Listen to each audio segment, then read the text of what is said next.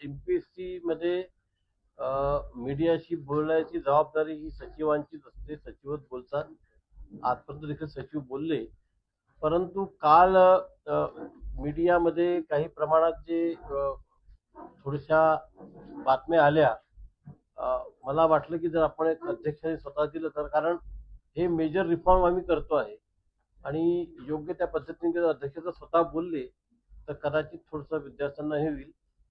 ही गोष्ट खरी आहे की साधारणतः अध्यक्ष बोलत नाही. आम्ही पण बराच विचार केला, मग बोलायचा निर्णय घेतला. तर मागच्या काही दिवसांमध्ये एमपीएससीने त्यांच्या परीक्षा पद्धतीमध्ये फार मोठ्या प्रमाणात रिफॉर्म केले.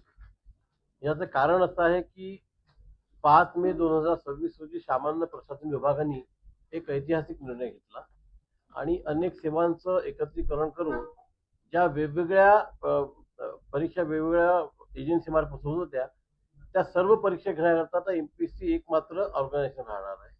आम्हाला ती घटनेने पण जबाबदारी दिलेली आहे आणि साधारणतः दरवर्षी 5,000 ते 6,000 जी आम्हाला रिक्रुटमेंट करावी लागायची, ती या निर्णयामुळे 50,000 ते 60,000च्या आसपास होणार आहे. एक एवढी मोठी जबाबदारी एमपीएससीने आमच्याकडे दिलेली आहे. त्याकरता आम्ही आमच्या बिझनेस प्रोसेसेसमध्ये आमच्या कार्यप्रणालीमध्ये बदल करतोय. आम्ही तंत्रज्ञानाचा मोठ्या प्रमाणात देखील वापर करायला सुरुवात केलेली आहे आणि म्हणून आपण बघितलं असेल तर यावर्षी जी राज्यसेवा पूर्व परीक्षा आहे त्याचा जो निकाल आहे तो आम्ही विक्रमी 22 दिवसामध्ये लावला आहे.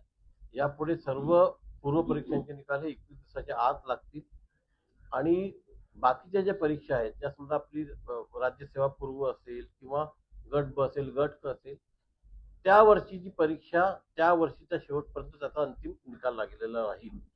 26च्या सर्व परीक्षा 31 डिसेंबर 26 पूर्वी त्याचे रेकमेंडेशन हे शासनाला गेलेले राहतील. त्या दृष्टीने आम्ही नियोजन केलेलं आहे. त्याचप्रमाणे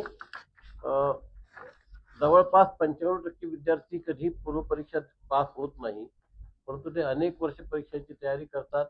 काही विद्यार्थ्यांचा अगदी 1 किंवा 2 मार्कांनी त्यांचा परीक्षा पास होत नाही, त्यांची संधी जाते, त्यांना 1-1 वर्ष वाट बघावं लागते आणि मग त्यांच्या या वयातले त्यांचे अनेक महत्वाचे वर्ष हे वाया जातात आणि म्हणून आम्ही असा निर्णय घेतलाय की जी पूर्व परीक्षा आहे ती वर्षातनं किमान दोनदा किंवा 3दा घ्यायची, म्हणजे त्या विद्यार्थ्यांचा ताणही कमी होईल, त्यांचे महत्वाचे वर्ष देखील वाचतील आणि आता एवढ्या गोष्टीचं आम्हाला समजा वर्षातून 2-3दा परीक्षा घ्यायच्या आहे, 5,000च्या की 50,000ची भरती करायची आहे, तर निश्चितपणे आम्हाला थोडा तंत्रज्ञानाचा वापर करावा लागेल. त्याच्याशिवाय सगळ्या गोष्टी शक्य नाहीये आणि हे सगळं करताना आपल्याला निकाल पण वेळेवर लागायचे. जर 6 महिन्यात निकाल लागला तर विद्यार्थ्यांना पण एक समजते की आपण पास झालोय नाही झालाय, त्यांचे वर्ष वाया जात नाही, शासनाचे देखील पद रिक्त राहत नाही आणि म्हणून या सगळ्या गोष्टी करता आम्ही या पद्धतीने नियोजन केलेलं आहे.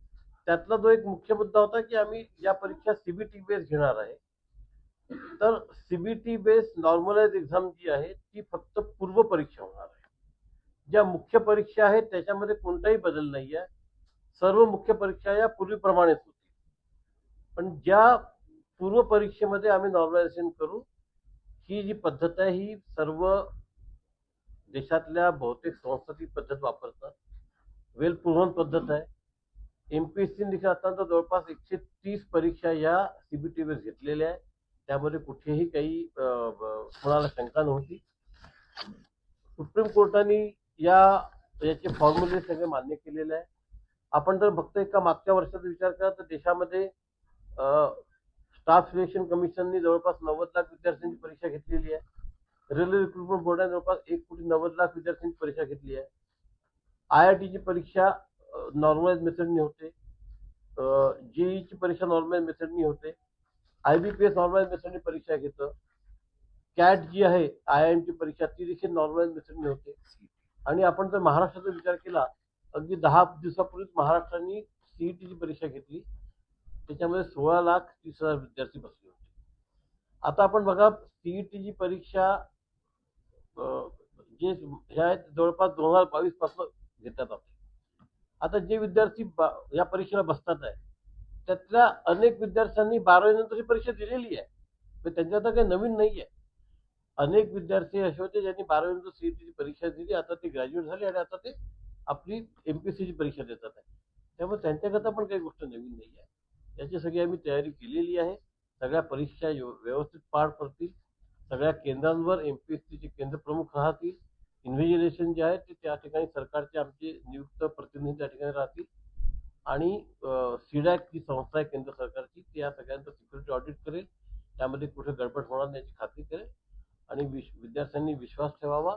जो विश्वास तुम्ही आमच्यावर अनेक वर्ष दाखवलेला आहे तसाच विश्वास ठेवावा. या परीक्षा योग्य पद्धतीने पार पडतील, लवकर पार पडतील, आपला ताण कमी होईल आणि ज्या नोकरीच्या संधी ज्यांना मिळणार आहेत त्या त्यांना लवकरात लवकर उपलब्ध होतील. म्हणून सांगितले की आम्ही अधिक मनुष्यबळाची मागणी केलेली आहे, ती देखील सरकारने तत्वता मान्य केलेली आहे. आम्ही आमच्याकडे काही आर्थिक स्वायत्तता मागितली कारण त्याच्यामुळे निर्णय प्रक्रिया फास्ट होते. सरकारने त्याची पण तयारी दाखवलेली आहे. या सगळ्या गोष्टी होतीलच हळूहळू. मी सांगितलं की जे एकंदर सरकारमध्ये उपलब्ध असलेल्या नोकरी आणि त्यांना अपेर होणाऱ्या विद्यार्थ्यांची संख्येचं प्रमाण फार विषम आहे. अगदी एकेका मार्कांनी जे विद्यार्थी आहेत ते त्यांना नोकरी मिळत नाही. यांच्या सगळ्यांच्या क्षमता एमपीएससीने तपासलेल्या आहेत. हे विद्यार्थी कुठेही कमी नाही आहेत. केवळ जागा कमी आहे म्हणून त्यांना त्या ठिकाणी नोकरी मिळत नाही आणि अशा कुशल मनुष्यबळाची खासगी क्षेत्राला फार मोठ्या प्रमाणात आवश्यकता असते. जर एमपीएससीने ज्यांची कुशलता तपासलेली आहे असे जर विद्यार्थी त्यांना आपण उपलब्ध करून दिले, हा त्यांचा देखील फायदा आहे. त्यामुळे आता आम्ही निर्णय घेतला की हा सगळा डेटा उद्योग विभाग त्यांना उपलब्ध करून देईल. परंतु समजा त्यांना वाटलं की याच्यामध्ये एकंदरीत क्षमता आहे पण त्यांना त्यांच्या जॉब करता त्याला काही एक्स्ट्रा ट्रेनिंगची गरज आहे, एक्स्ट्रा स्किलिंगची गरज आहे, आता तो देखील खर्च राज्य सरकार करणार आहे. म्हणजे एक नोकरी जर सरकारची मिळेल तर कदाचित त्याला 10 विद्यार्थ्यांना खाजगी नोकरी मिळेल. तो त्यांचा पर्याय आहे, त्यांना काही ते कंपल्शन नाही आहे. आणि या देखील खाजगी क्षेत्राला मोठ्या प्रमाणात चांगलं मनुष्यबळ मिळेल आणि विद्यार्थ्यांना देखील नोकरी मिळेल. नीट इनफॅक्ट आता हे करणार आहे जे आपण करतोय. कारण नीटची परीक्षा ऑफलाईन होती, त्यांनी पण निर्णय घेतला की पुढच्या वर्षी ऑनलाईन करायची. नीट ही एकमात्र अशी मोठी परीक्षा आहे की जी ऑफलाईन होत होती. बाकी आयआयटीची परीक्षा आपण 18 की 19 लाख विद्यार्थी आयआयटी जेईला बसले होते. त्यांनी तशीच परीक्षा घेतली. 70 लाख विद्यार्थी स्टाफ सिलेक्शन कमिशनला बसतात दरवर्षी. त्यांच्या परीक्षा अशाच होतात आहे. या देखील विद्यार्थी जे विद्यार्थी एमपीएससी देतात त्यातले अनेक विद्यार्थी ती पण परीक्षा देतात. त्या पण त्यांनी परीक्षा दिलेल्याच आहे. त्या विद्यार्थ्यांनी सीईटीच्या परीक्षा दिलेल्या आहे. त्यामुळे काही विद्यार्थ्यांच्या मनात त्या शंका असेल त्या आम्ही निश्चित त्यांच्याशी दूर करू. आपण देखील आपल्या माध्यमातून सगळ्यांना चांगला मेसेज द्याल ही माझी मला आशा आहे. पण त्याला काही वेळ लागेल. आम्ही प्रस्ताव पण दिलेला आहे. ते state of the art centre राहतील सगळ्या जिल्ह्यांमध्ये, तिथे सगळ्यात परीक्षा होतील आणि असं एक सरकारचं मानस आहे आणि त्याच्यावर सरकार करेल. पण निश्चित त्याला काही कालावधी देईल, लगेच होणार आहे. म्हणूनच विद्यार्थ्यांनी आंदोलन केले की सगळ्या परीक्षा एमपीएससी कडे द्या आणि ही विश्वासार्हता तशीच राहील, अधिक जास्त चांगली होईल.